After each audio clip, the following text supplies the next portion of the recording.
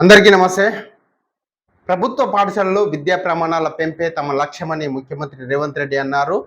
ప్రతి విద్యార్థికి నాణ్యమైన విద్య అందించాలని, ఇందుకు అవసరమైన మౌలిక వసతులు, ఉపాధ్యాయులకు శిక్షణ, ఇతర సదుపాయాల కల్పనకు ఎంత ఖర్చైనా వెనుకాడేది లేదని సీఎం రేవంత్ రెడ్డి స్పష్టం చేయడం జరిగింది.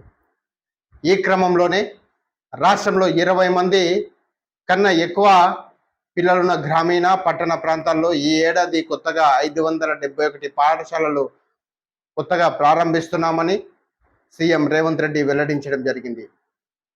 పాఠశాలలు పునః ప్రారంభమైన నేపథ్యంలో ఐసీసీసీలో విద్యాశాఖ అధికారులతో ముఖ్యమంత్రి రేవంత్ రెడ్డి సమీక్షా సమావేశాన్ని అయితే నిర్వహించడం జరిగింది. ప్రభుత్వ పాఠశాలలో చేరిన ప్రతి విద్యార్థికి నాణ్యమైన విద్య అందేలా వ్యవస్థను తీర్చిదిద్దాలని సీఎం ఆదేశించారు. ఈ క్రమంలో బోధన ప్రమాణాల పెంపుకు తీసుకోవాల్సిన చర్యలను అధికారులకు సూచించారు.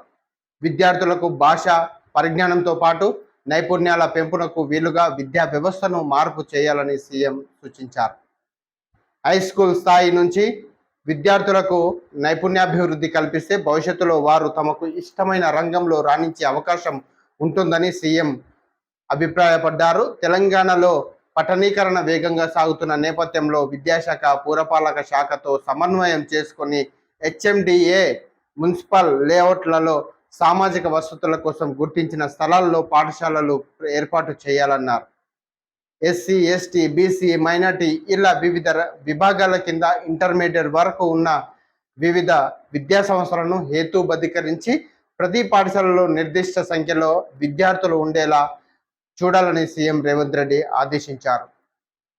నాణ్యమైన భోజనం, యూనిఫామ్లు, పాఠ్య పుస్తకాలు అందిస్తుండడంతో పెద్ద సంఖ్యలో విద్యార్థులు గురుకులాల వైపు మొగ్గు చూపుతున్నారని, డే స్కాలర్స్కు కూడా ఆ పాఠశాలలోనే అవన్నీ అందించే విషయమై అధ్యయనం చేయాలని వివరించడంతో పాటు కుటుంబం, సమాజం వారి పట్ల బాధ్యతను తెలియజేసేలా కౌన్సిలింగ్ ఇప్పిస్తే వారు మానసికంగా దృఢంగా తయారవడంతో పాటు బాధ్యతాయుతమైన పౌరులుగా రాణిస్తారని సీఎం రేవంత్ రెడ్డి ఆకాంక్షించారు.